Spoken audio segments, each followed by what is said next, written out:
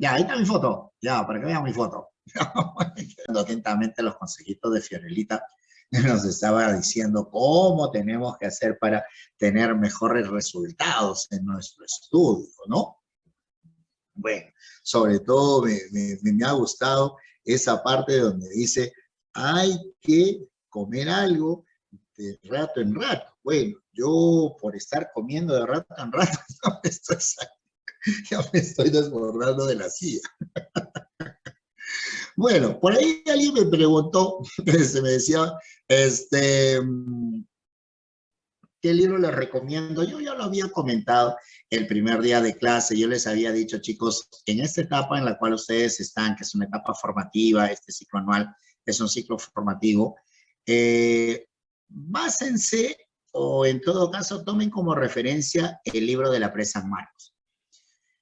Yo sé que está en las redes, ese libro ya no lo venden, ya no lo venden, pero yo siempre suelo aconsejar que tomen como referencia el libro de la PRE, para que ese libro de la PRE, entiéndanme bien, sirva como el punto de partida, es como el coquito, ¿no?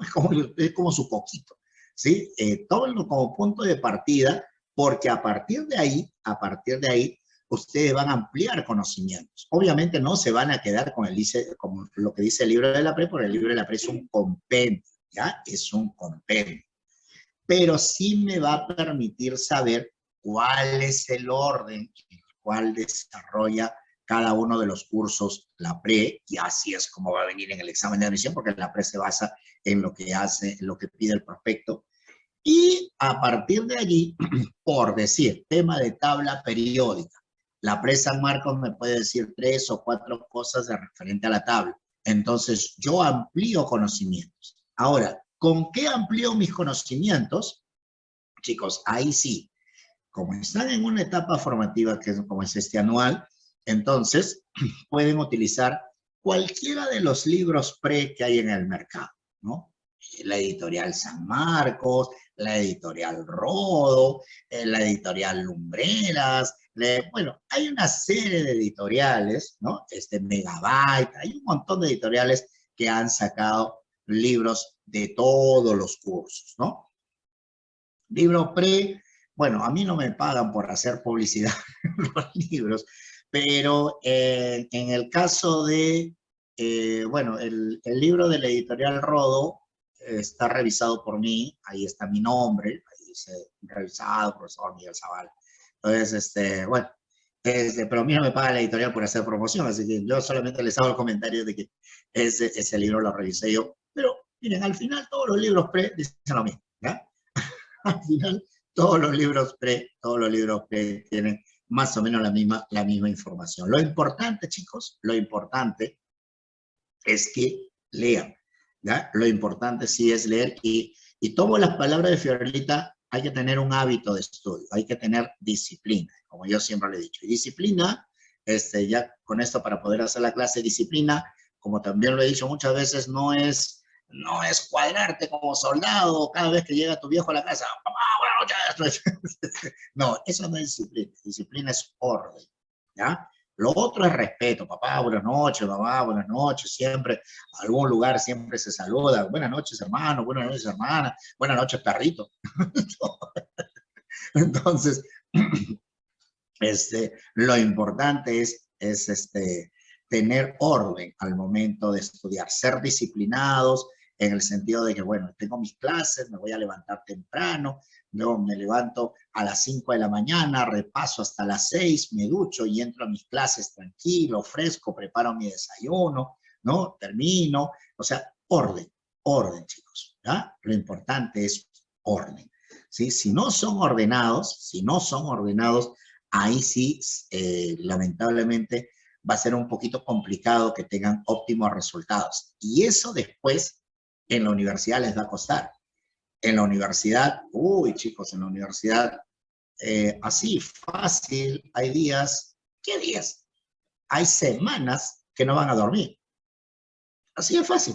Ay, y pregúntenle a Fiorelita, pregúntenle a todos los chicos que en las tardes están monitoreando las tutorías de los diferentes grupos, que son chicos que están estudiando medicina ahí en la universidad, Chicos, una semana y no duermes, así de fácil. Yo recuerdo cuando estaba en la universidad, cuando tenía que presentar mis dibujos de ingeniería, tenía que hacer las vistas de descriptiva, tenía que hacer el informe de física, el informe de química, tenía que practicar para el parcial, tenía que practicar para la calificada. ¡Más! Yo quería que la semana tenga por lo menos 10 días y cada día tenga por lo menos 30 horas, porque no me ha alcanzado, ¿no? Y chicos, es cuestión de ordenarse, poco a poco. Y como decía, termino, como decía mi viejita, que en paz descanse, hijo, tiempo hay para todo, allá tú si pierdes el tiempo. Sabias palabras de mi madre, que siempre las recuerdo. Hijo, tiempo hay para todo, allá tú si pierdes el tiempo. Así, así decía mi mamá y cuánta razón tenía. Yo andaba perdiendo el tiempo. Tenía un montón de que estudiar, un montón que aprender, pero estaba viendo la Champions. Perdiendo el tiempo, ¿no? Perdiendo el tiempo, ¿no? Igual, uy, no sé química, tengo que practicar, no sé matemática, no sé álgebra, pero estoy jugando Fortnite, ¿no? Pero sin embargo no tengo tiempo. Bueno, es, es cuestión de ordenarse. ¿Qué es Fortnite? No sé qué Fortnite. Muy bien, muy bien. No sé. Muy bien, Ulises, muy bien. Ya, después te enterarás cuando ya ingreses a la universidad. Bueno. Bueno, chicos, vamos a hablar de... Ah, y se pudieron conseguir su tableta. No, Fortnite es un juego, sino que los chicos para... Ahora, antes era el famoso... ¿Cómo se llama? El Counter-Strike, me acuerdo. Hace tiempo, hace años. El Counter. Después pasó el Dota, el Dota. Yo me acuerdo que le decía, ¿qué hace jugando Dota? El Dota te vuelve idiota. Lo vaciaban los chicos así. ¡Ah! Me decía, bueno, ahora está el, ¿qué está de moda? ¿Qué cosa juega ahora? Ya ni me acuerdo qué cosa juega. Es el Fortnite, ¿qué más juega?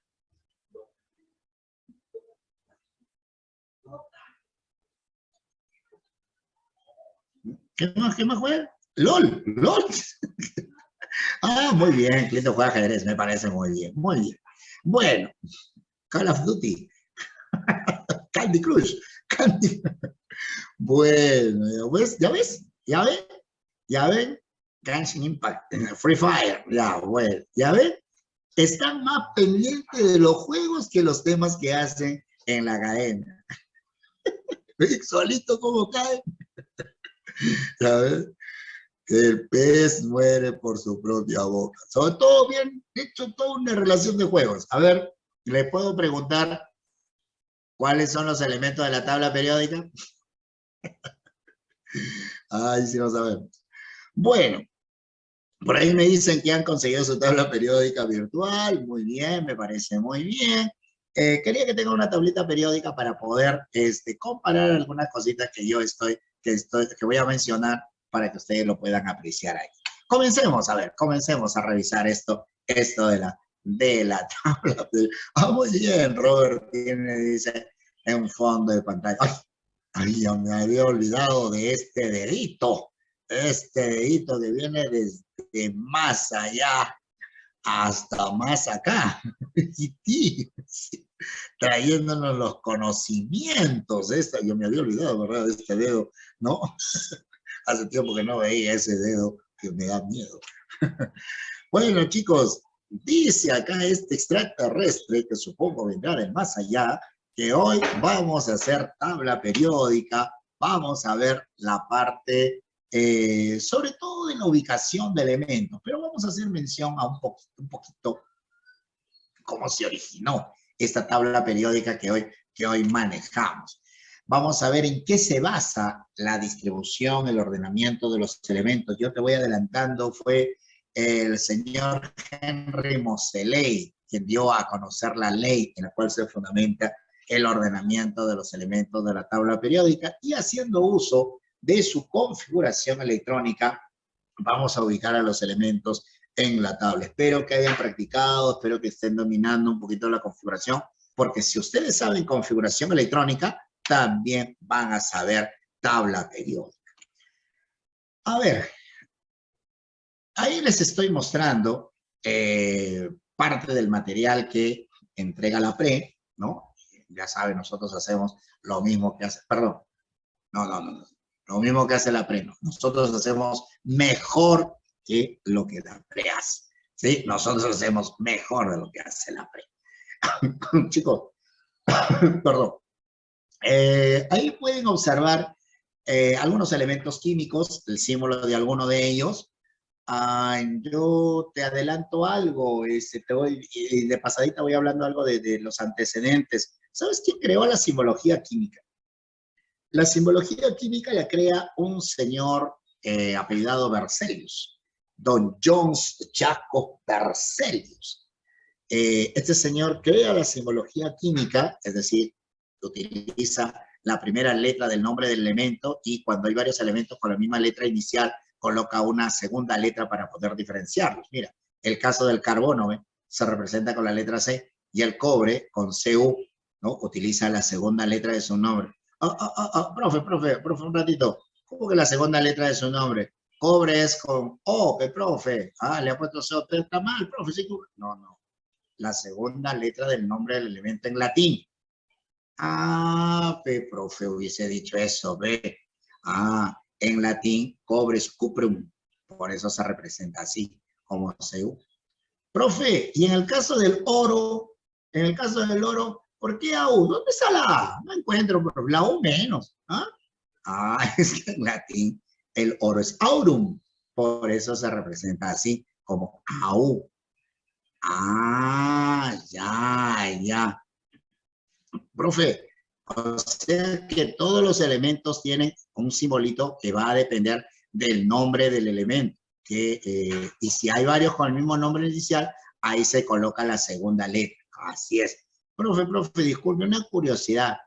Y el elemento que más le gusta a las chicas, ¿cuál es? La plata, ¿no? La plata. Profe, la plata, ¿dónde está la G? No la encuentro, profe. Es que la plata en latín es argentum. Argentum. Profe, pero es AR, ¿por qué? Es que AR ya hay un elemento AR que es el argón. Entonces, en ese caso se utiliza la tercera letra, la G, exacto. Argentum viene de Argentina. Lo que pasa es que la plata se descubrió en las pampas argentinas, ¿no? Entonces, de ahí es que lleva el nombre de Argentum. ¿Ya, chicos? Bueno, pero en ese grupo de elementos por allí, lo poco que he aprendido, por ahí veo metales como la plata, el oro, pero también veo no metales como el flúor, el carbono. Profe, ¿cómo hago para diferenciarlos en la tabla? ¿Cómo los ordeno, profe? Por ahí me han dicho que en la tabla hay columnas verticales, hay filas horizontales. ¿Cómo hago para saber todo eso? ¿Y qué tiene que ver la sopa de fideos, profe? Acá dice, pertenecen a SP. Profe, ¿qué tiene que ver eso? Chicos, en la tabla periódica actual, ojo, los 118 elementos químicos, y lo dice la PRE, y así va a venir en el examen de admisión, fíjense en la pantalla, los 118 elementos químicos conocidos hasta la fecha, entre naturales y artificiales. Profe, disculpe, profe, ¿eso está actualizado, profe? No creo, profe, yo tengo una tabla, la ultimita, profe, yo me la compraba anoche, tiene 120 ya, profe. Profe, yo creo que está, profe, tiene que cambiar su PPT, profe, está tío ya, está desactualizado, tío. Profe, disculpe la intromisión, profe, pero, profe, hasta que mi compañero, ya que está quedado, profe, dice que la voy. Profe, yo tengo una tabla que me lo ha traído Spider-Man, profe, de ahí del multiuniverso, tiene 125, profe, 125 elementos. No, profe, no, profe, yo acabo de hablar con el doctor Strange en su estreno, profe. profe, el doctor Strange me ha traído una tabla con 130. No, o sea, que ustedes están quedados, ¿ah? No, no pasa nada con ustedes. ¿Ah? El doctor Strange me ha dicho que hay 130 elementos. Bueno, chicos, oficialmente reconocidos por la International Union of Pure and Applied Chemistry, es decir, oficialmente reconocidos por la Unión Internacional de Química Pura y Aplicada, aquí en el tercer planeta del sistema planetario solar llamado Tierra, perteneciente a la Vía Láctea, se reconocen 118 elementos. No sé si en tu planeta hay más, pero acá son 118. No hay más, ¿ya? Por favor, así que cuando vayan al examen de admisión, son 118 elementos. Entren a la página de la UPAC, ¿ya? www.upac.org, ¿ya? Y ahí encuentran, bueno, la página está en inglés, pero no hay problema, ustedes son americanos. La página de la UPAC, ahí al lado izquierdo, ahí hay un enlace, un link, entran ahí y ahí van a encontrar la tabla periódica. Repito, está todo en inglés, está todo, pero ustedes la manejan. Y ahí está la tabla oficial de los químicos. Hay 118 elementos. ¿Cómo están distribuidos? ¿Cómo puedo saber su ubicación en la tabla en la actualidad? Vamos a revisar eso. Ten en cuenta que el día del examen de admisión no vas a tener una tabla periódica, sino basada en tu configuración electrónica, tú los vas a ubicar. Pero chicos, la tabla periódica no siempre fue como la que ustedes conocen, así de forma alargada. Hubo una serie de acontecimientos y aportes que fueron dando diferentes químicos. Esta vez, no te preocupes, no voy a narrarles toda la historia como hice cuando vimos el átomo. Estaba bonita la historia, pero me tomó mucho tiempo, así que no, esta vez así voy a ser muy concreto. Ya queda por cuenta de ustedes averiguar si desean, pero es historia, es tiro. O sea, eso no me van a preguntar en el examen de admisión. Eso es historia. Solo yo ya hice mención en 1814, Berzelius, que creó la simbología química, diferenció los elementos, a ver, atentos, atentos por favor, concentraditos. Hizo la primera diferenciación de elementos en elementos electropositivos y elementos electronegativos. ¿A qué creen que se refería cuando decía electropositivos y electronegativos?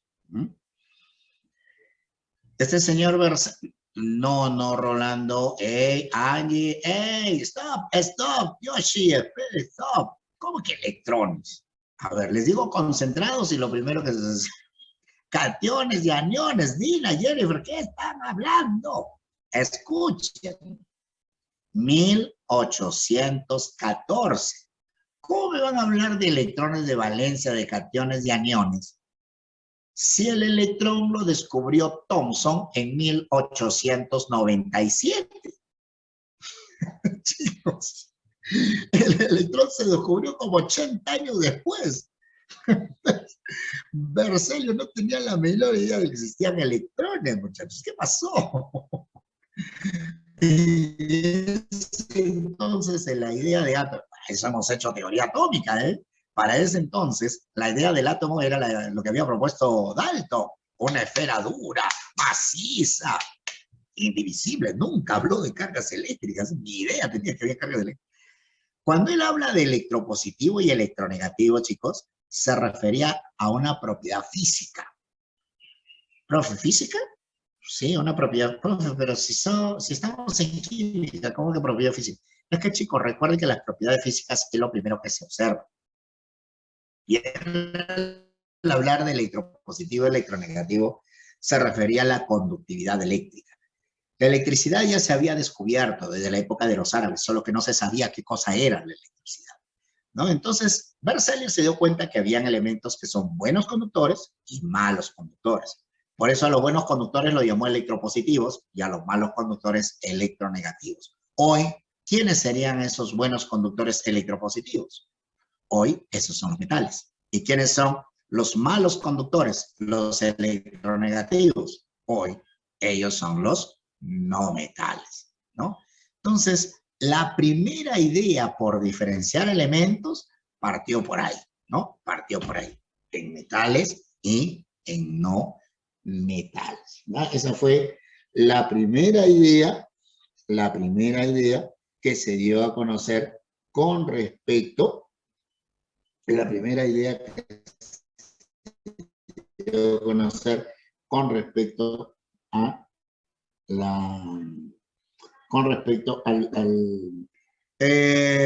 yo solamente te comento esto. Berzelius más adelante fue el primero también en hacer una diferenciación o el primero en sugerir que la química se debe dividir en dos grupos. Ya más adelante vamos a ver eso. Él sugirió de que así como hay dos tipos de elementos, hay dos tipos de compuestos. Los compuestos, perdón, a ver, disculpe, no estaba leyendo. Me dice, está entrecortado. A ver, ¿qué pasó? Déjenme ajustar acá.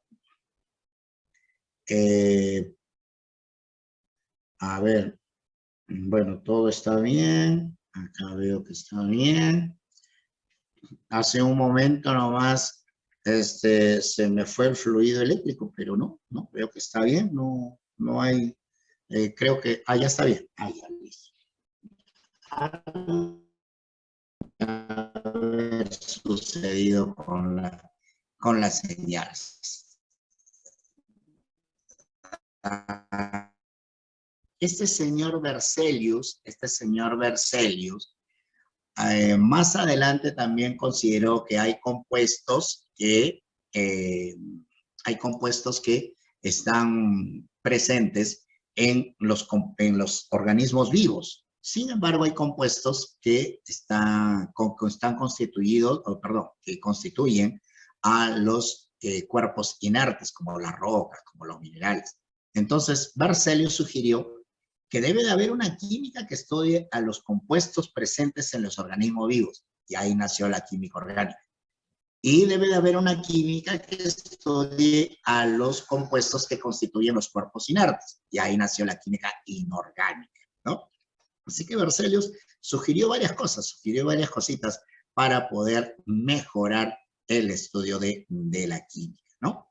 Bueno, rapidito, 1815, un señor llamado William Prout confeccionó la primera tabla de masas, de pesos. Y chicos, y con eso se dio pie para que los químicos intentasen ordenar a los elementos en base a los pesos, en base a las masas. La culpa la tuvo este señor Prout. Ustedes tal vez han oído hablar de un alemán, Johannes Dobereiner, que formó triadas, que fue la primera idea por agrupar a los elementos según comportamientos químicos similares. Un francés que no era químico, un geólogo francés llamado Gregoire de Champortois, intentó ordenar a los elementos en forma cilíndrica, ¿no? Trató de ordenar a los elementos como si estuviese forrando un cilindro. Muy complicado, eso se llamó el espiral de Champortois. Un inglés, John Alexander Reina Newlands, sugirió que podíamos generar series de elementos en base a una repetición periódica de sus propiedades. Fue el primero que lanzó la idea de periodos, ¿no? Y dio una famosa ley que se llamaba la ley de las octavas, en donde en esta ley de las octavas, supuestamente, cada 7 elementos, el octavo tenía propiedades similares al primero de la serie anterior.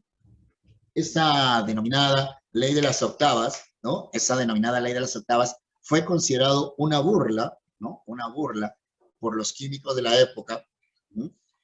Fue considerado una burla porque la ley de las octavas servía solo para algunos elementos. Servía hasta el elemento, hasta el calcio. Después del calcio ya no lo podía ordenar. ¿Y por qué? Porque el elemento que viene después del calcio, si tiene su tabla periódica, es el silicio. Y el silicio no se había descubierto en su momento. Por eso no podía ordenarlos, entonces los químicos dijeron que ese era una borra. ¿Saben quién salvó lo que había planteado Newlands y que en un primer momento no lo aceptaron? Lo salva el químico ruso Dmitri Ivanovich Mendeleev, ¿no?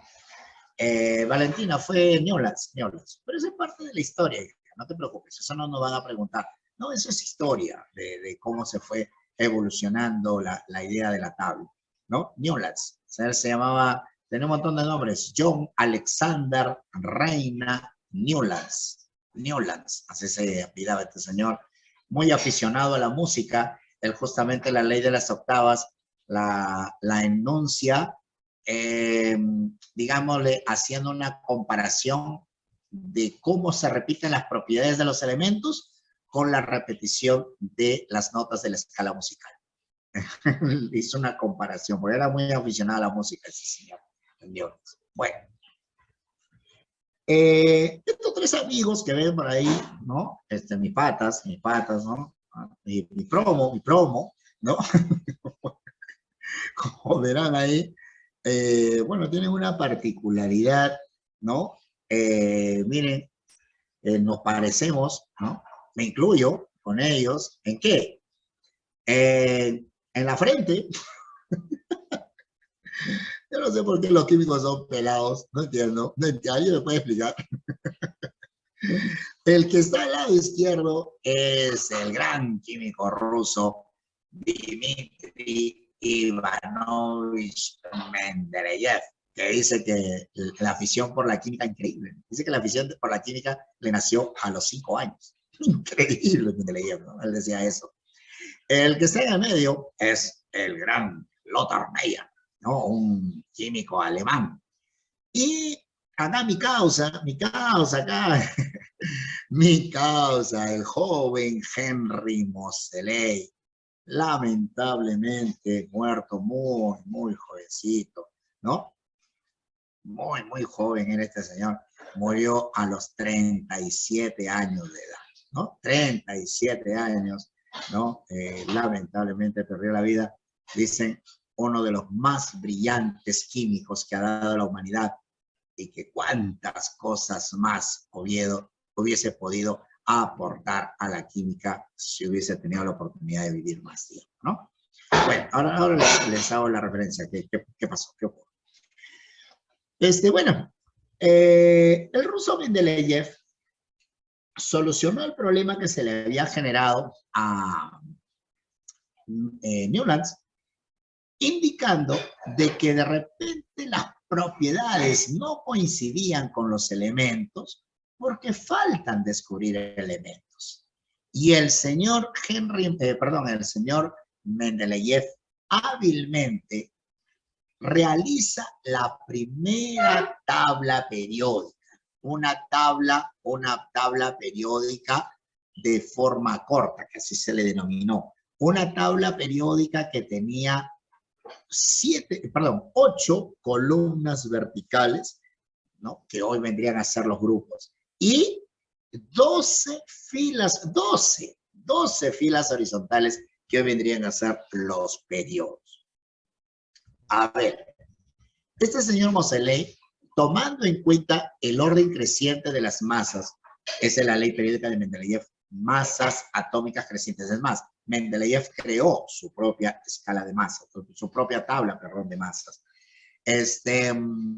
Él sugiere que los elementos pueden quedar ordenados en base a las masas atómicas crecientes y considerando la capacidad de combinación de los elementos, ¿sí? Capacidad de combinación, en donde comete el error de creer que los elementos podían combinarse de una sola manera. O sea, para Mendeleev existía una sola valencia. Ustedes saben que los elementos tienen varias valencias. El hierro tiene 2 y 3, el azufre 2, 4, 6, el cloro 3, 5, 7, el manganeso 2, 3, 4, 6, 7. Ya les voy a pedir más adelante que se aprendan todas las valencias. Chicos, Mendeleev confecciona su tabla, y verdaderamente deja espacios vacíos, ¿no? Deja espacios vacíos indicando de que ahí falta descubrir elementos, que ahí vamos a encajar los elementos que faltan descubrir y de esa manera va a quedar la tabla periódica perfectamente ordenada. Chicos, ese realmente fue el gran aporte de Mendeleev, tremendo aporte en esa época. Es más, Mendeleev predijo las propiedades de los elementos que falta descubrir. Cuando después se descubre, por ejemplo, el escandio no se había descubierto. Cuando se descubre el escandio y comparan las propiedades, ¿no? Comparan las propiedades, prácticamente Mendeleev no se había equivocado en nada. Ese fue el gran aporte. Por fin, año 1869, los químicos tenían un esquema integral en donde están todos los elementos. Lamentablemente, la tabla periódica de Mendeleev no te permitía diferenciar los elementos. Los metales, los no metales, todos estaban revueltos ahí. Yo no sabía cuál era cuál. Dos, ya les dije, se basó mucho, solo se combinaban de una manera. Luego se descubrió que se combinaban de varias formas. Tres, había un elemento que, bueno, hasta ahora sigue siendo un problema. Sigue siendo un problema para los químicos. El pequeño hidrógeno. Digo pequeño porque es un átomo chiquito, tiene un solo electroncito. Este pequeño hidrógeno, muchachos, toda la vida ha sido un problema para los químicos. Es el único elemento de la tabla que no tiene familia. Te adelanto. Nadie lo quiere. Todo el mundo lo vota. Es el único huerfanito de la tabla periódica. Sí, de verdad. Y algunos se identifican. ¿eh? Algunos me profe, yo soy un hidrógeno, me dice, se identifica con el pobre hidrógeno, ¿no? Ahora te voy a explicar por qué es que no, nadie lo quiere al pobre, ¿no? Otra cosa, que el otro problema de la tabla es que este señor Mendeleev se olvidó de los gases nobles. Bueno, no se olvidó realmente. Lo que pasa es que él no sabía que existían gases nobles. Los gases nobles se descubrieron después. Ramsay descubrió los gases nobles años más tarde, casi unos 30 años después, y cuando se descubrieron, pues, ¿qué tuvieron que hacer? Tuvieron que incluir una columna para los gases nobles. Entonces ya, desde ahí ya la tabla comenzó a ser cuestionada, ¿no? Porque ya no te albergaba todos los elementos, ya habían problemas. Y la gota que rebasó el vaso fue cuando, gracias al adelanto científico, a la modernidad, se logra construir los primeros espectrómetros de masas. Así se llaman unos aparatitos que te permiten calcular con mayor precisión las masas de los átomos.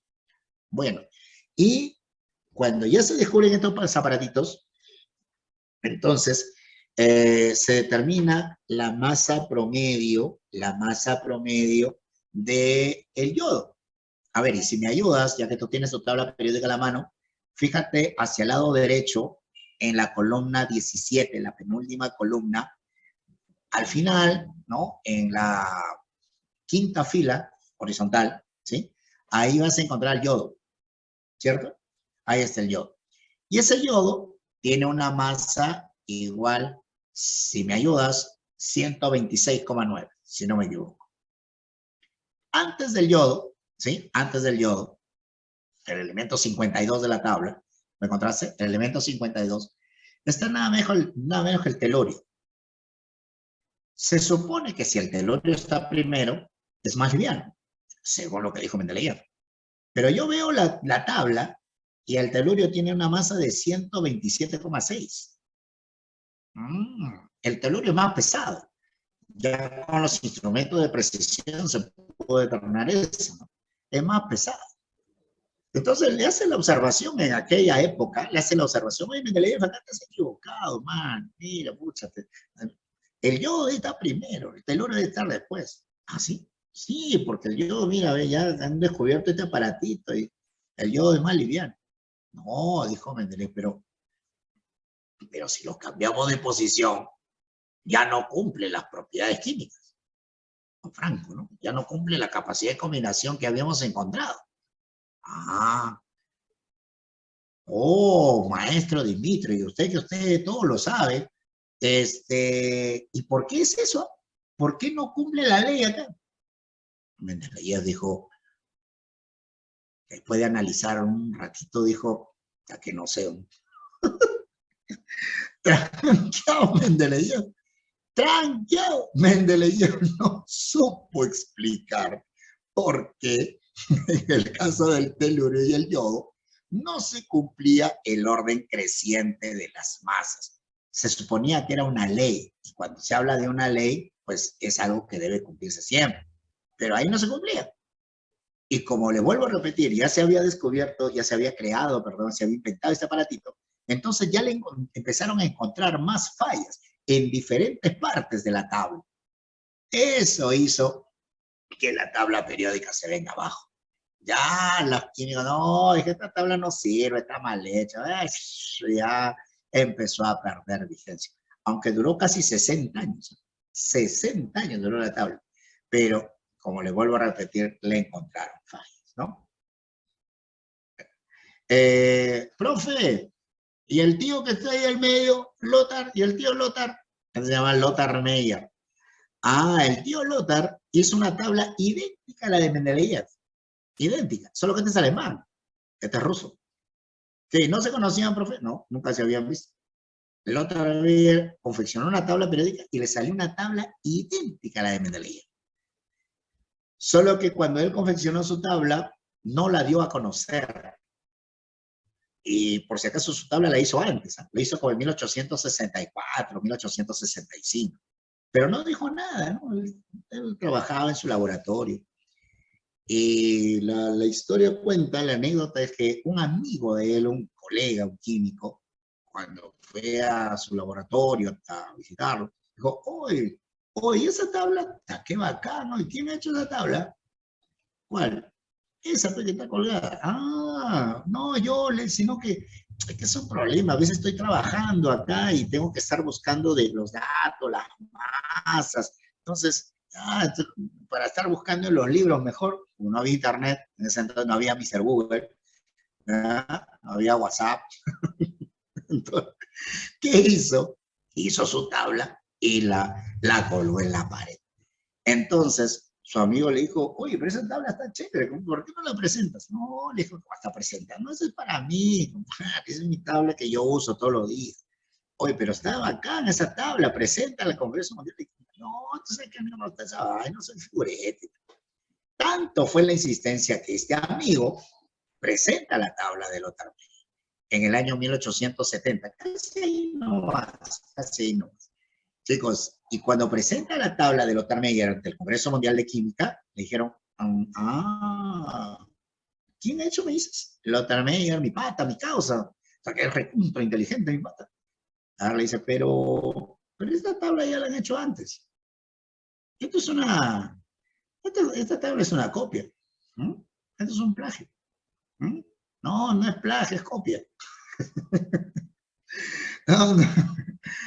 Y el amigo se avergüenza, pues, la tabla periódica. Otra vez viaja a Alemania y le dice, oye, Lothar, oye, tú eres bien gracioso, que me haces quedar mal, compadre. Oye, ¿tú dónde has estudiado? Ahí lo de raza diferente, creo, ¿no? de otra raza, ¿no?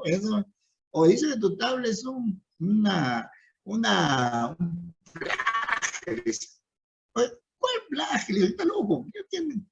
Esto no es un plagio, es una copia. No, le dice, ¿cuál plagio? No, no he plagiado nada. ¿Quién dice que es plagio? No, dice que hay un tío, Dimitri, que ya hizo una tabla igualita a la tuya. ¿Quién dice eso? No, eso lo obligó a viajar a Meyer a sustentar su tabla. Él no sabía de la existencia de Mendeleev, ni enterado que existía una tabla. Y cuando él sustenta su tabla, chicos, él había ordenado la tabla, o sea, había llegado a la misma conclusión, pero lo había ordenado diferente, calculando las densidades de los átomos y determinando los volúmenes atómicos a partir del radio de los átomos. Más tranca, era un trabajo más tranca. Y así hizo unas gráficas y encontró, o él interpretó, que los picos de las gráficas, pues salían como unos cerritos, los picos de la gráfica correspondían a propiedades químicas similares.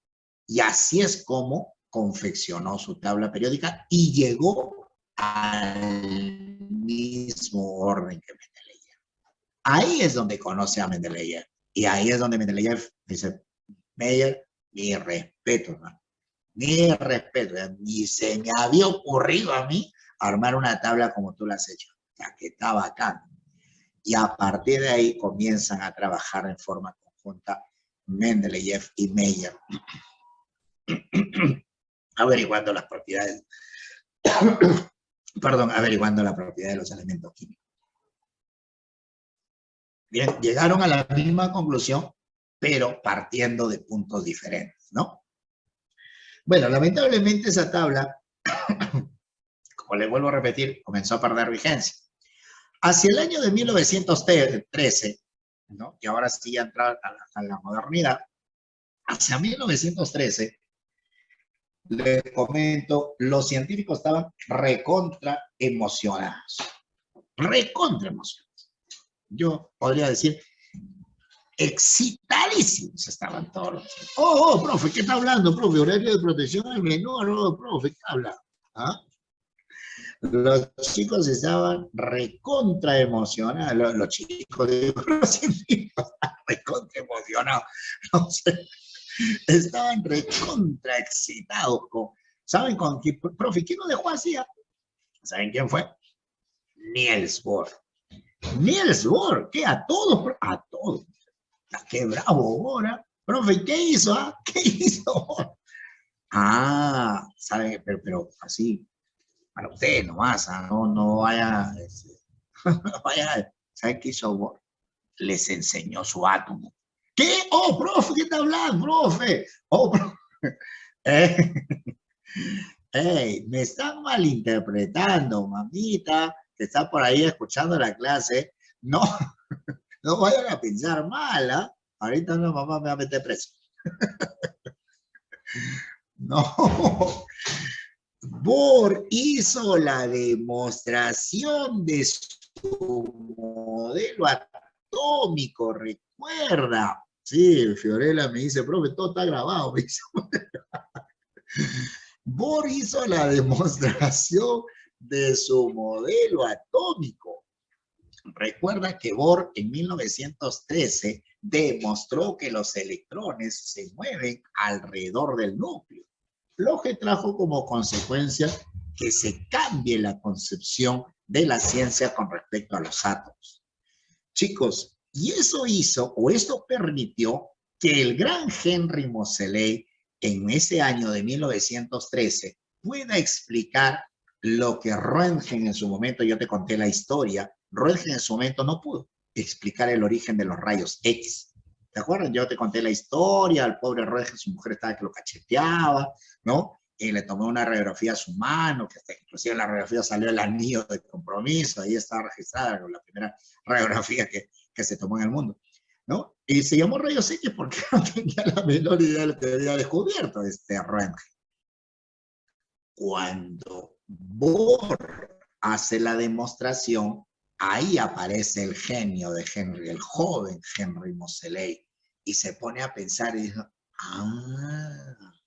esos rayos que Röntgen no supo explicar, creo que se debe a esto. Y se puso a investigar y llegó a la conclusión de que esos rayos son energía que se emite cuando los electrones se caen de órbitas superiores a órbitas inferiores. Solo para hacerte recordar, recuerda que los átomos tienen niveles de energía, ¿no? Eso lo hemos visto la semana pasada. Y los electrones se van moviendo a diferentes distancias del núcleo.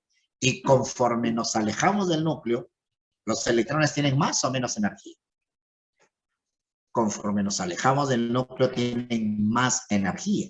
Entonces, Moseley propuso que si un electrón se cae, por ejemplo, de un quinto nivel a un cuarto nivel, va a tener que emitir energía. Y si del cuarto se cae el tercero, emite más. Y del tercero al segundo también emite. Y así, en cada caída, los electrones van emitiendo energía. Esa energía, esos son los rayos X. A esa conclusión llegó Henry Moseley. Y él se puso a averiguar la energía emitida por muchos elementos. Y llega a la conclusión de que esa energía es proporcional a la cantidad de electrones que tiene un átomo.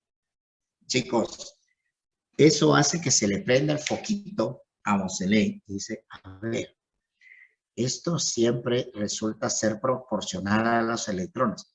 Y los electrones definitivamente son un número entero, porque no hay medio electrón, no hay un cuarto de electrón. Cada átomo siempre tiene un número entero de electrones, ¿no? Ah, ya. Y ese número entero, que correspondería a la carga negativa de la nube, debe coincidir, ahora sí me está saliendo un mensaje extraño, chicos, ¿se escucha bien? ¿Se está escuchando bien? ¿Sí? ¿Me están escuchando bien, por favor? Ahora sí me está saliendo un mensaje medio extraño por acá. ¿Sí? Ah, ya. Me está saliendo un mensaje raro. Pero bueno, ya, que está todo bien, ok. Chicos, este señor, ¿sí? Ah, bueno, debe ser la señal de internet. Bueno, este señor, le decía, Moseley, deduce de que esa carga negativa que corresponde a la cantidad de electrones debe coincidir con la carga positiva del núcleo. No se hablaba de protones porque no se habían descubierto. Debe coincidir con la carga positiva del núcleo porque todo átomo es un átomo neutro. Ah. Y ese valor, esa carga, que coincide con el número de electrones, siempre va a ser un número entero. Entonces, ¿por qué no emplear ese número entero para identificar el átomo de un elemento? Con eso podemos identificar a los diferentes elementos químicos. Con eso nos vamos a asegurar que no nos falten elementos. ¿Por qué? Porque no hay medio electrón, no hay un cuarto de electrón.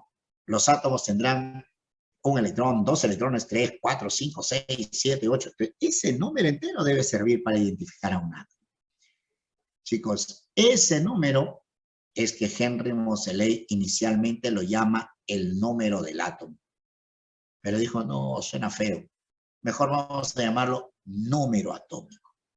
Y Henry Moseley introduce la idea del número atómico. Y cuando introduce la idea del número atómico, se le vuelve a prender el foquito y dice, y si cada elemento tiene un número atómico que lo identifica, un número entero, ¿por qué no ordenamos a los elementos en base a ese número entero? Así no vamos a tener los problemas de Mendeleev, de que un elemento es más pesado que el otro. No, no, no. Acá ya, y tampoco me van a faltar elementos, porque por ejemplo entre el elemento 20 y el elemento 21 no falta ningún elemento. ¿Por qué no falta ninguno? Porque no hay 20 electrones y medio, no hay medio electrón, no hay un cuarto de electrón. Sí. Ah, chicos, y así es como en 1913 el brillante, joven Henry Moseley produce la idea de los números atómicos, da a conocer la ley periódica de los elementos y todavía predice propiedades de elementos que estaban todavía no estudiados, ¿no? Él estudia esos elementos, indica las propiedades de ellos. Chicos, como dije, ¿cuántas cosas más hubiese podido aportar este señor Henry Moseley? Lamentablemente murió muy joven, a los 37 años de edad. Se enroló en el ejército, participó en la Primera Guerra Mundial y él era un radiooperador, esos que llevaban los radios, operadores en el campo de batalla, y un francotirador de un certero balazo pues acabó con la vida de Henry Moseley con un disparo en lo más preciado que tenía, su cabecita. Un disparo en la cabeza mataron al gran Henry Moseley. Dicen, una facilidad impresionante tenía ese joven Moseley para explicar las cosas más complicadas de la ciencia. Dice que las explicaba de una manera muy sencilla, ¿no? ¿Cuántas cosas hubiese aportado Henry Moseley si hubiese vivido más tiempo? Pero bueno, hoy se le recuerda, perdón, por haber dado a conocer la ley periódica de los elementos, ¿no? Bueno, chicos, al haberse dado la ley periódica de los elementos, había que buscar un diseño de tabla periódica. Jóvenes, se propusieron muchos diseños. Niels Bohr propuso una tabla periódica, por si no lo sabes. Bohr, Rayberg, que estudió los saltos de los electrones de un nivel a otro. Emilio Sas, el español Emilio Sas, un curita. ¿Qué? Un curita. ¿Curita? Sí, curita, eso es el que hace misa. Curita, pues curita, un sacerdote. Oh, profe, ¿qué es un cura acá? Ah, bueno, era cura, pero sabía química. Así que el curita también planteó una tabla periódica. El peruano químico cusqueño, el Osvaldo Vaca Mendoza, también propuso una tabla periódica. Pero la YUPA buscaba una tabla fácil, sencilla, que pudiese ser utilizada en todo el planeta, ¿no? La tabla del peruano era interesante, pero era complicada. Él formó como especie de conjunto, así como en aritmética hacen conjuntos, conjunto vacío, conjunto, que hacen intersección y todo lo demás. Así había construido su tabla. Hizo como conjuntos que lo llamó bínodos y trínodos. Y ahí hizo, hizo un ordenamiento medio complicado, ¿no? Entonces, no, no era fácil entender la tabla de Vaca Mendoza. Chicos, ya estaban a la búsqueda de tablas y nadie, los químicos no estaban de acuerdo con las tablas periódicas que presentaban. Es así como, te cuento algo rápido.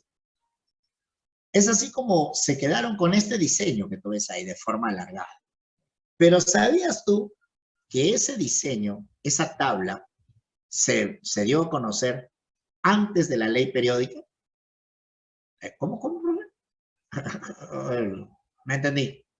O sea, ¿cómo van a hacer la tabla antes que hagan la ley? Sí, la anécdota es esa.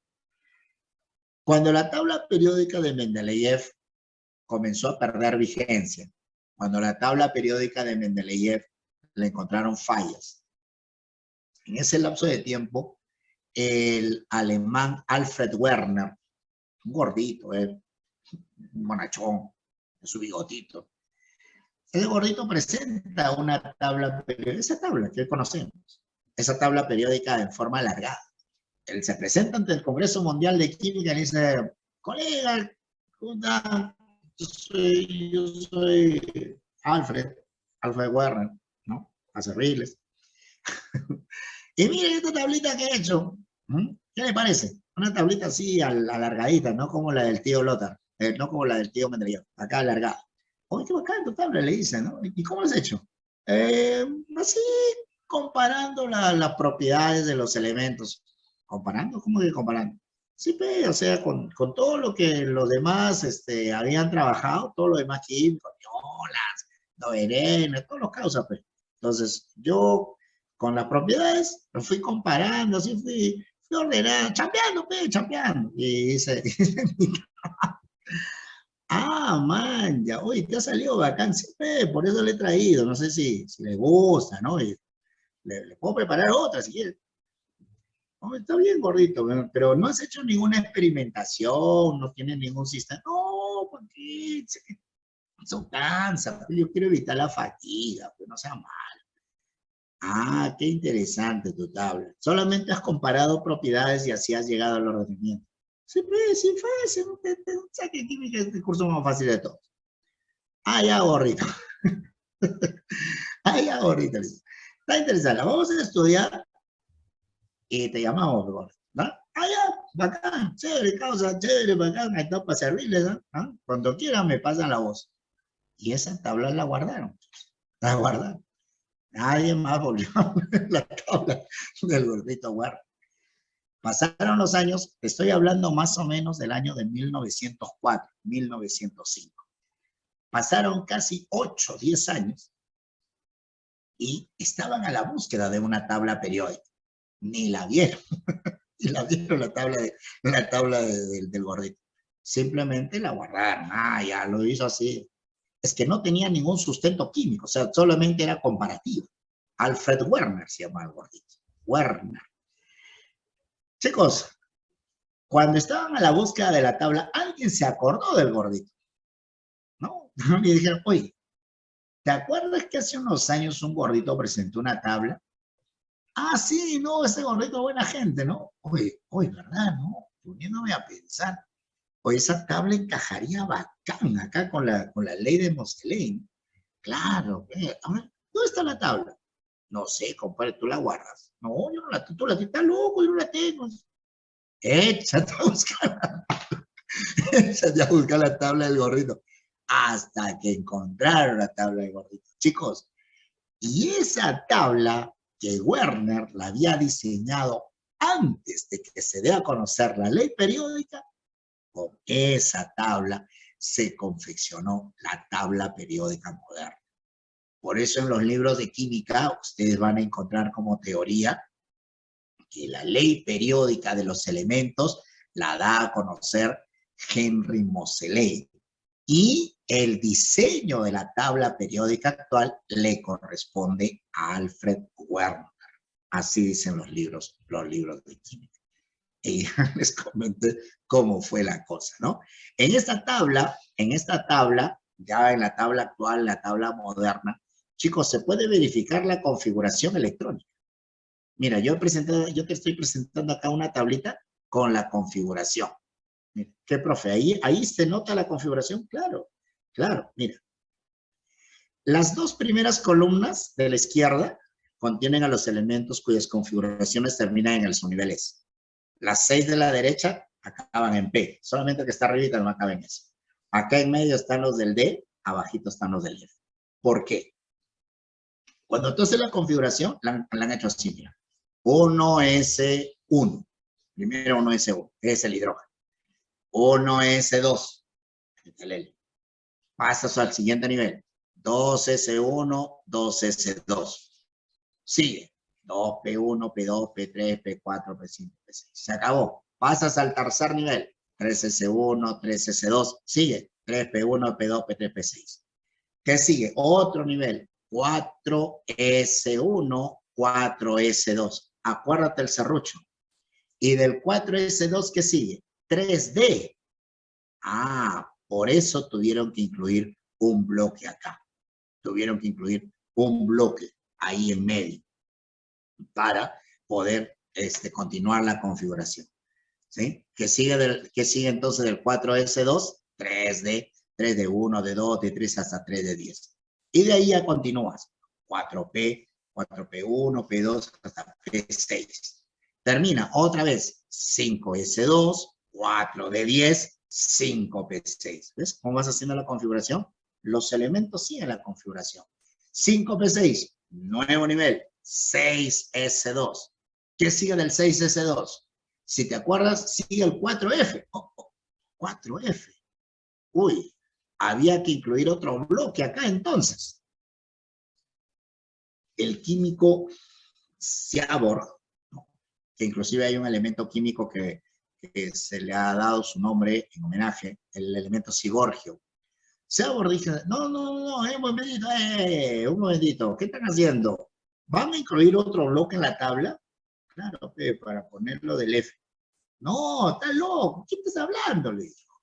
Si tú haces eso, la tabla sería largaza, demasiado larga. No, no puede ser. No, ¿qué le parece si mejor los colocamos a debajo? Además que estos elementos que acaban en F no se parecen a los del D, son distintos, entonces tienen que estar abajo. Abajo, no, está loco, así, pues, ¿cómo te ocurre que los elementos van a estar fuera de la tabla? No, pues los elementos tienen que estar dentro de la tabla. ¿Cómo lo vas a poner afuera? Te digo, ponlos abajo, porque estos elementos son de propiedades diferentes. Y además la tabla sería muy larga. No, ¿cómo? No, pero no puede ser. Ponlos abajo, he dicho y punto. Sí, porque era así, era un químico bastante rebelde. Él no se dejaba de guiar por los demás, decía, él decía algo y así tiene que ser. Chico, el paso de los años le dio la razón. ¿Cuánta razón tenía? Había que colocarlos en la parte inferior porque estos son de propiedades distintas a los que están arriba. Y además, su configuración electrónica está en el F. Por eso, del 6S2, abajo continúa 4F1, 4F2, hasta el 4F14. Y como dice aquí, go to 5D. Y de ahí continúa otra vez 5D1, 5D10, 6P6, otra vez 7S2, bajo 5F14, continúa acá, 6D10, 7P6. Y ahí se acabó la tabla periódica para los 118 elementos. Así es, como verás, pero no sé si alguna vez has visto así, la tabla periódica tiene a los elementos ordenados en base a la configuración electrónica. ¿Te das cuenta? Por eso te decía, tú sabes configuración, vas a saber tabla. Y déjenme decirles algo. Por si acaso, chicos, cuando se confeccionó la tabla, no sabían de las anomalías. Recuerden, la tabla recién los químicos estaban aprendiendo que los electrones se movían alrededor del núcleo. Todavía no se conocía mucho acerca de esto. ¿Ah? Esto se da a conocer en 1913, la ley periódica. ¿Ah? Ahí en esos años dieron a conocer el modelo de tabla. Acuérdate que los números cuánticos y todas las anomalías sale de una ecuación que propuso Erwin Schrödinger en 1927. O sea que acá todavía no sabíamos eso del D4, que el D9, ni idea de las anomalías de la configuración. ¿Ya? Lo digo esto porque a veces se rayan el profe, pero ¿cómo hicieron si hay anomalías? Es que ellos no sabían de esas anomalías. Confeccionaron la tabla en base a las configuraciones electrónicas normales. ¿Ya? Jóvenes, entonces, ¿cómo está estructurada la tabla periódica moderna? Ahora que ya tienes una idea, te comento, los 118 elementos reconocidos oficialmente están distribuidos en filas horizontales y en columnas verticales. A las filas horizontales, los que están echaditos, se llaman periodos y están determinados por la cantidad de niveles que tiene un átomo. Las columnas verticales, están paraditas, ¿sí? Contiene elementos cuyas configuraciones electrónicas terminan en un mismo subnivel. O sea, por ejemplo, todos los elementos de la primera columna de la tabla que está a la izquierda, todos acaban en S1. O, por ejemplo, todos los elementos que están en la columna 12 de la tabla, todos acaban en D10. O lo de la columna 17, todos acaban en P5. Así, todos los elementos de una columna terminan su configuración electrónica en el mismo subnivel y con la misma cantidad de electrones. Esos elementos de una columna tienen propiedades químicas similares. O sea, se comportan químicamente de la misma manera, reaccionan de la misma manera. Por eso se les considera familias de elementos. ¿Ya? Lo que vamos a hacer nosotros es, en base a la configuración, saber en qué periodo, en qué fila horizontal y en qué grupo de la tabla está el elemento.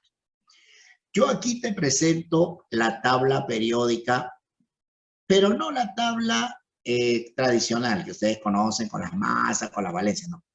Aquí te estoy presentando una tabla periódica, y yo lo dije la semana pasada que les iba a presentar la tabla, con el subnivel en el cual termina la configuración electrónica cada uno de los elementos. Bueno, acá nos salió la configuración de este elemento, es 7S2, 7P5, él acaba en 7P5. Bueno, en la continuación, 7P5. Aquí está la tabla periódica con el subnivel final, en el cual termina la configuración, considerando las anomalías que hay en la actualidad. Hay un montón de anomalías. Nosotros solamente estudiamos la del D4, la del D9, pero por ejemplo acá hay algunas anomalías, acá el rodio, por ejemplo, acaba en S1, en D8, acá el platino acaba en S1, en D9, ¿no? Y así, hay un montón de anomalías, no te preocupes, eso no me van a preguntar. Yo solamente tengo que recordar las del D4 y las del D9, ¿ya? Entonces, ahí es para que tengan, para que sepan cómo es realmente la configuración de cada uno de los elementos de la tabla. ¿Ya, chicos? Estoy compartiendo con ustedes. A ver, para saber ubicar los elementos, por favor, lo primero que quiero que tengan en su cabecita es este esquema. Vamos a dividir la tabla periódica actual en 4 bloques, muchachos. Las 2 primeras columnas de la izquierda son elementos cuya configuración electrónica termina en el subnivel S. Las 6 columnas de la derecha contienen elementos cuyas configuraciones terminan en el subnivel P. Esos elementos son denominados elementos representativos, o también se les llama elementos principales, y sus columnas están indicadas con las letras A. Mira, aprovecho de una vez para mencionarte esto. Modernamente, la UPAC, los químicos, ya no quiere que utilicemos letras A y letras B. Quiere que simplemente coloquemos números arábicos. O sea, grupo 1, 2, 3, 4, 5, 6, 7, así, hasta el 18. Modernamente, si tú le preguntas a un químico, ¿cuántos grupos tiene la tabla periódica? 18 veces. Eso es modernamente. En la representación clásica antigua, la que me enseñaron a mí, cuando yo estudiaba, cuando tenía pelo todavía, ¿ya? En la representación clásica se dice, hay 8 grupos A y 8 grupos B. Así se decía, 8 grupos A y 8 grupos B. Hoy modernamente se dice que son 18 grupos. Así que en el examen de admisión, por ejemplo, te podrían, como hace la pre, modernamente, modernamente te dice, en las preguntas que vienen ahora, ¿no? La pre pone así, te dice, la tabla periódica actual, ¿no? O te dice, según UPAC, la tabla periódica actual, la tabla periódica moderna, es un ordenamiento sistemático de los elementos en función de las propiedades. A primera proposición, los elementos están distribuidos, están ordenados en base a su carga nuclear creciente. En base a su carga nuclear creciente. ¿Qué es la carga nuclear? El número atómico. Ah, correcto, verdadera la proposición. La otra dice, en la actualidad se considera que la tabla periódica presenta 18 grupos. Correcto. En la actualidad se dice la tabla periódica tiene 18 grupos, ¿no? Pero también te pueden decir otra proposición. Te pueden decir así. En la tabla periódica existen 8 grupos A y 8 grupos B, correspondientes a los llamados elementos representativos y de transición respectivamente. También es correcto, porque en la representación clásica los elementos representativos son 8, 8 grupos A, y hay 8 grupos B, los llamados elementos de transición. Profe, disculpe la curiosidad, pero si son 8 grupos A y 8 grupos B, 8 más 8 es 16, profe. ¿Cómo dicen que modernamente hay 18? ¿Qué han agregado más grupos, profe? ¿Han descubierto más? No.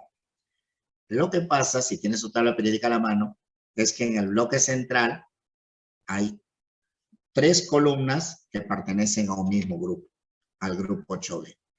Ese es uno de los motivos, por los cuales la UPAC ya no quiere que utilicemos letras A y letras B. Ese es uno de los motivos por los cuales la UPAC quiere que utilicen así, número 1, 2, 3, 4. Te comento, la UNI, por si acaso, no se hace problemas. La UNI solamente habla grupo A, grupo B. Ellos no se hacen lío.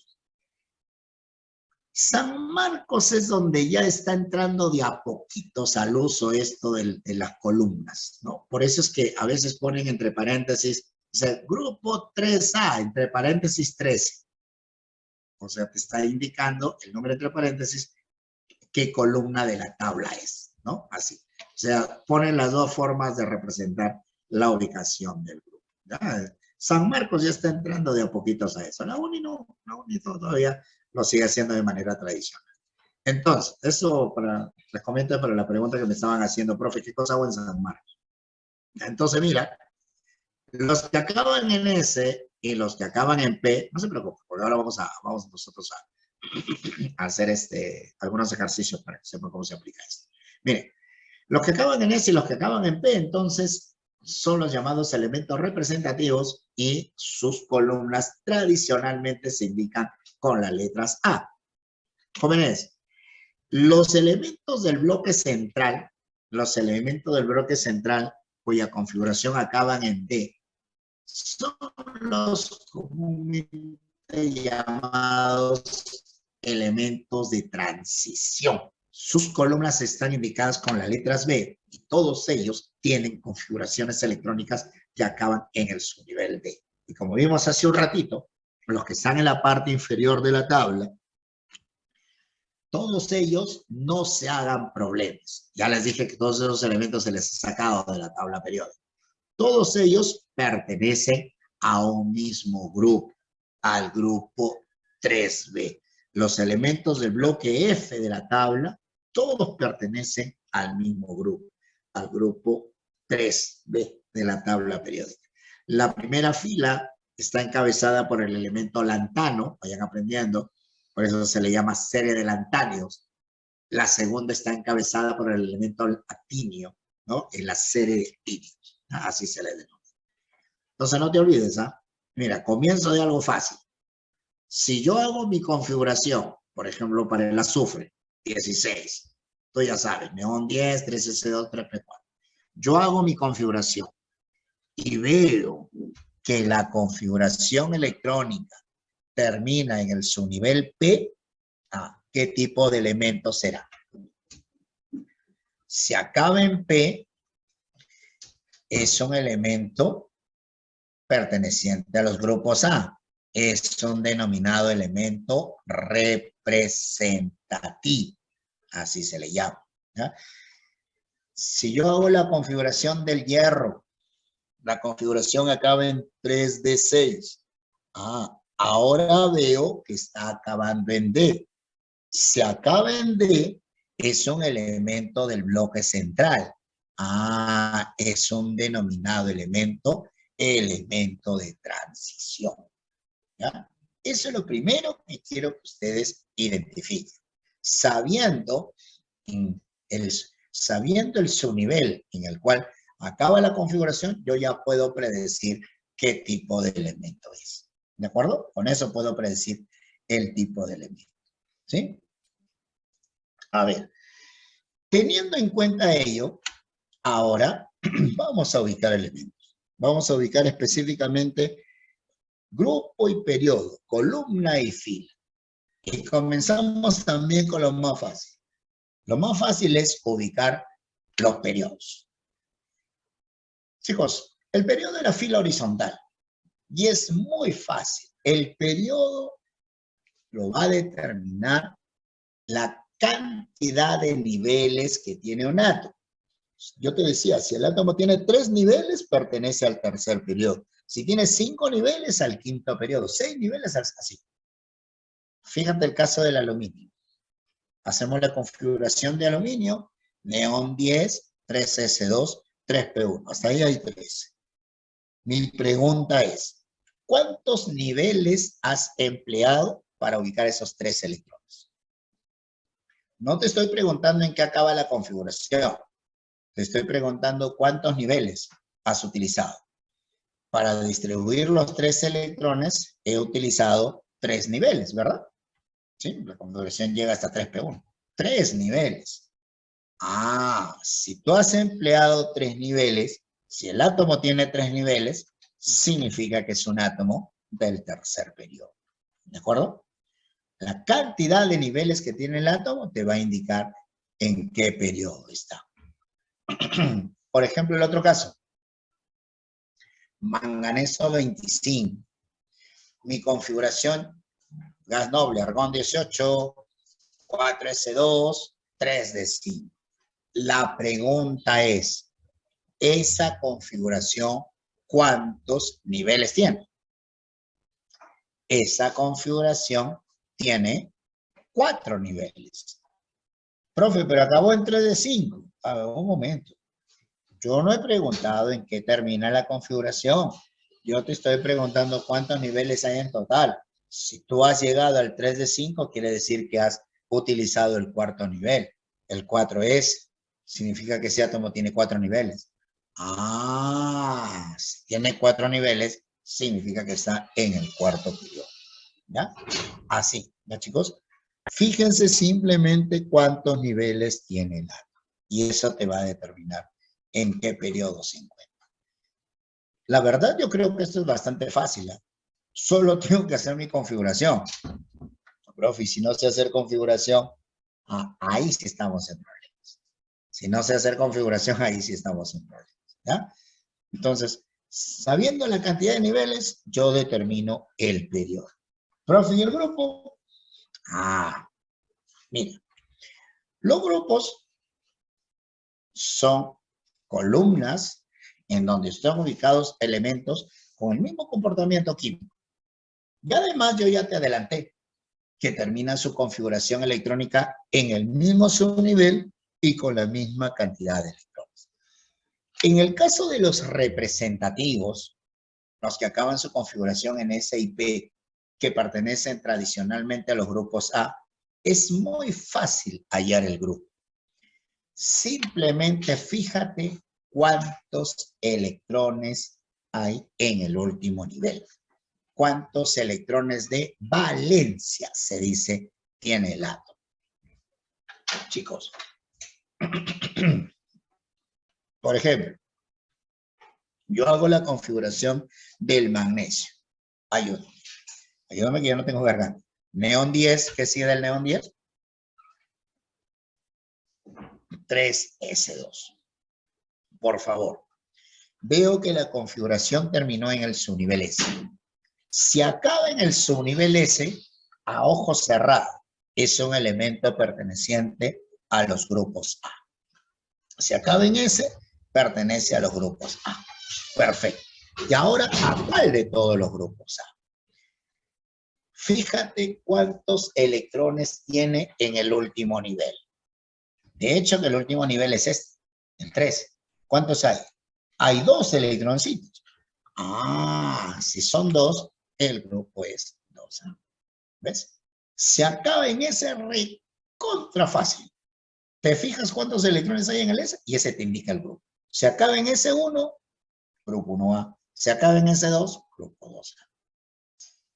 Si acaba en P, cuando acabe en P, también ya sabes que es el grupo 1A.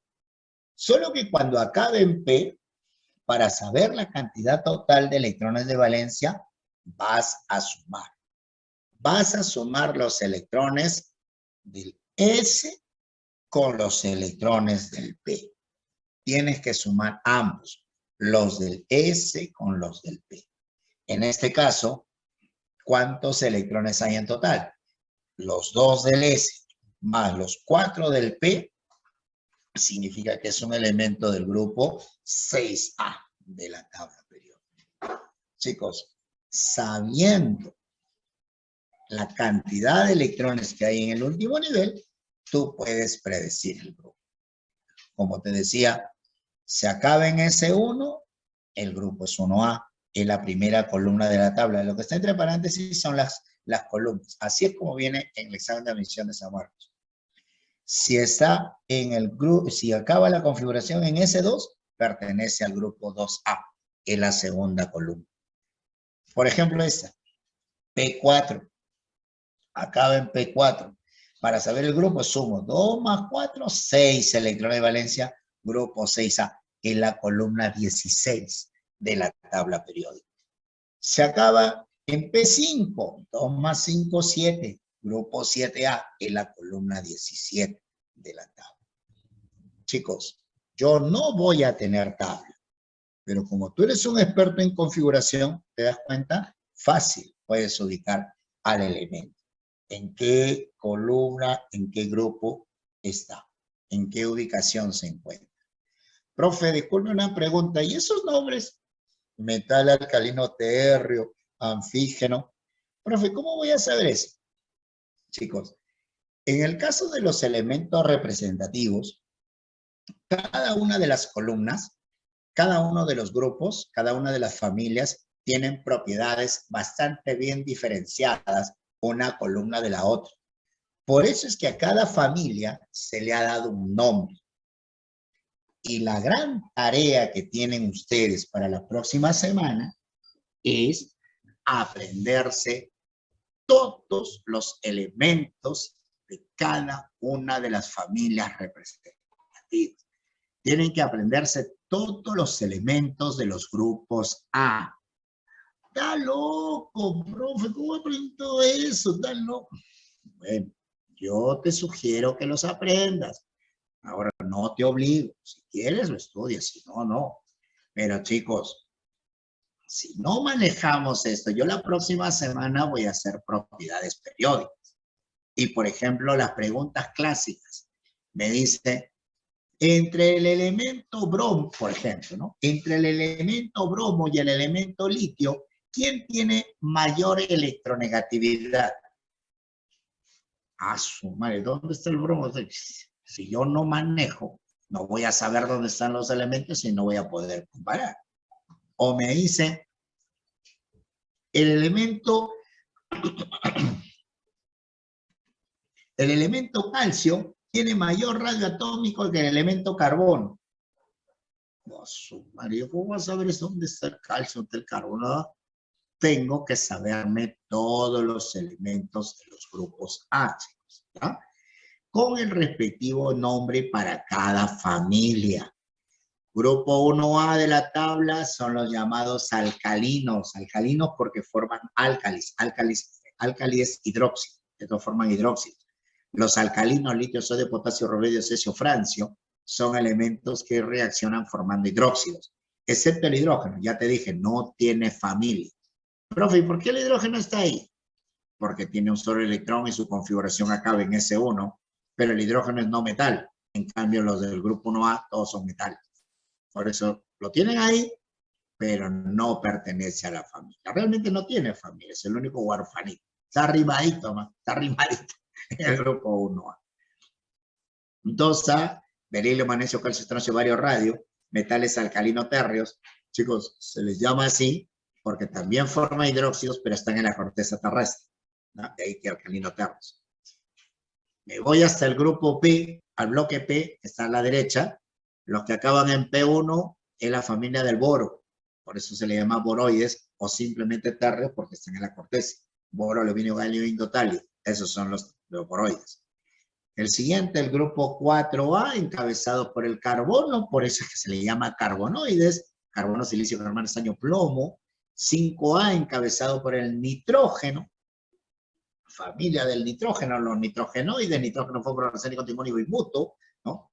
Así me tienen que contestar cuando les pregunte la ubicación de los elementos. Chicos, anfígenos o calcógenos, grupo 6A de la tabla periódica, encabezado por el oxígeno, no se llaman oxigenoides. Ellos se llaman anfígenos o calcógenos. Calcógeno viene de dos términos en latín, calcum genea. Calcum genea significa formador de menas. La mena es lo que se extrae de una mina, ¿verdad? Es un óxido, un sulfuro, un seleniuro, son sales. Resulta que el oxígeno, el azufre, el selenio está en el grupo 6A de la tabla periódica, los anfígenos, ¿no? Ahí también está el telurio y el polonio, por si acaso. Grupo 7A, los famosos halógenos. El término halógeno viene de Hals, genea, Hals, de caramelito, Hals significa sal. Genea formador de sales. Estos elementos del grupo 7A, flúor, cloro, bromo, yodo, astato, son formadores de sales. De ahí el nombre que se les asigna. Y bueno, llego a la última columna que San Marcos, no sé por qué, hasta ahora lo sigue llamando gases inertes, cosa que no es verdad porque los gases nobles sí reaccionan, pero no con cualquier elemento, no, solo con algunos. Esos gases nobles tú ya los conoces, supongo, ¿no? Tú sabes que los gases nobles son, ¿cuáles son? Helio, neón, argón, criptón, xenón, radón, ¿verdad? Esos ya los conoces, yo sé que sí, yo sé que sí. Bueno, el helio es un gas noble también, solo que tiene 2 electrones, su configuración es S2, es distinta, ¿no? Pero es un gas, ese es un gas noble. Muy bien, entonces, ¿cómo me dicen que sí se han aprendido los gases nobles? Los felicito y me hacen muy feliz. Ahora, lamentablemente te digo que te faltan 7 columnas más. Te faltan 7 columnas. Así que tienen que aprenderse todos los elementos de los grupos A. ¿Verdad, chicos?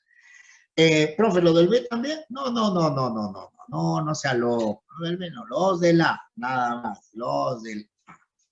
En el caso de los elementos del grupo B, los que están en el bloque central, los que acaban en D, para ubicar los elementos en su respectivo grupo, bien fácil.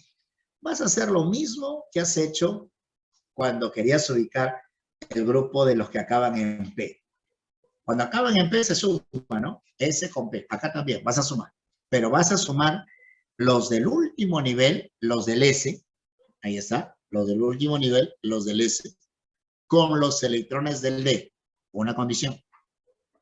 Una condición. ¿Cuál es? Que el D esté incompleto. Solo se suma cuando el D está incompleto. Si ya está lleno, no lo subes, ¿no? Si ya está lleno, no lo sumes. 2 más 2, a ver, el D está incompleto. Para que se llene tiene que haber 10. Como no está lleno, puedo sumar 2 más 2, 4. ¿Qué grupo? 4. ¿4 qué? Como acaba en D, pertenece a los elementos de transición. Se representa con la letra B. 4. Así. Profe, ¿puedo poner otro? Tú no entendí. Niobio 41. Krypton 36, 5S2, 4D3. Veo que acabó en D. Se acaba en D, a ojo cerrado, pertenece a los grupos B. ¿Pero cuál de todos? Ya te dije, para saber el grupo vas a sumar. ¿Qué voy a sumar? Los electrones del S con los del D. En el S hay 2, más los del D, que son 3, se suma cuando esté incompleto. Ah, no hay problema. 2 más 3, grupo 5. ¿Ves? ¿No? ¿Qué, profe? ¿Así nomás es? Así nomás. Yo les he dicho, química es el curso más fácil de todo. Man, ya, profe. Pucha, que yo la veía más tranca. Ahora, ¿cómo voy a saber dónde sacar elementos? Solo con tu configuración. Mira el cadmio 48. Cadmio 48. Krypton 36. 5S2. 4D10. Ahí está. Acabó en D. Se acaba en D, pertenece a los grupos B. Perfecto. ¿A cuál de todos? Ahora, ¿qué tengo que hacer? Sumar los electrones del último nivel con los del D. A ver, en el último nivel, en el S hay 2. Le voy a sumar más los del... un momentito. Aquí voy a sumar. ¿Aquí debo sumar los del D también? No. Profe, ¿por qué ya no lo suma? Porque el D tiene que estar incompleto. Si ya está lleno, como en este caso, no se suma. Cuando ya está lleno, no se suma. Solo se consideran los del S. ¿De acuerdo? Cuando el sobre ahí está nuestro ingeniero puro ojo que nos ha abandonado ahí, lo visitó de vez en cuando. Cuando el D está lleno, no se le considera para la determinación del número de grupo. Solamente los DLS, ¿ya? Solamente los DLS. No se olviden de eso, ¿ya? Profe, ¿y las anomalías? Repito, no te compliques con las anomalías. No te compliques. Porque en las anomalías, si acaba en D4, un electrón del S, lo sacas de ahí y lo pones en el D4 para que te quede S1 y D5. Ahí no hay problema. Suma S con D. 1 más 5, 6. Grupo 6. Profe, ¿y se acaba en D9? Ahí, ¿qué hago, profe? Se acaba en D9, tú sabes que no lo vas a dejar así.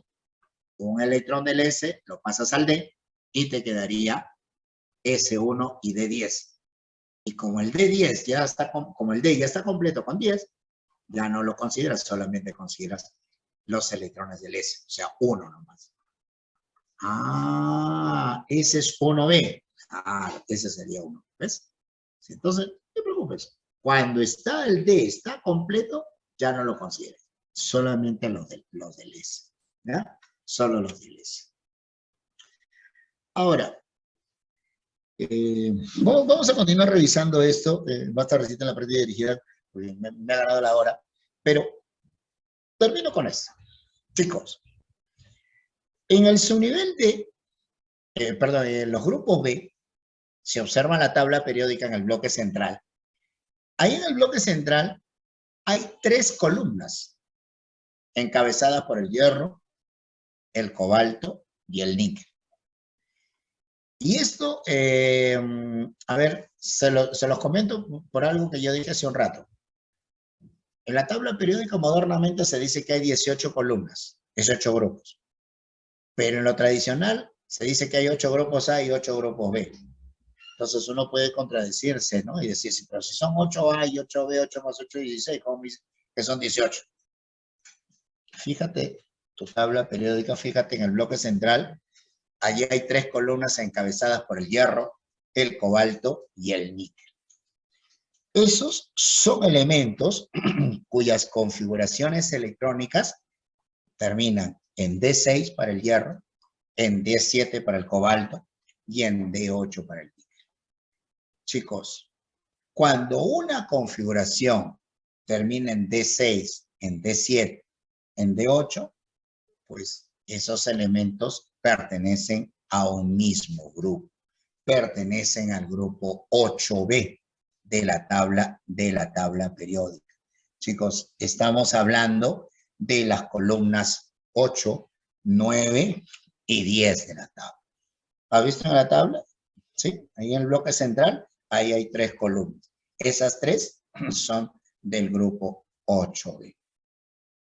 Por ejemplo, cuando tú haces tu configuración para el hierro, mira, para el caso del hierro número atómico 26, argón 18. ¿Qué sigue del argón 18?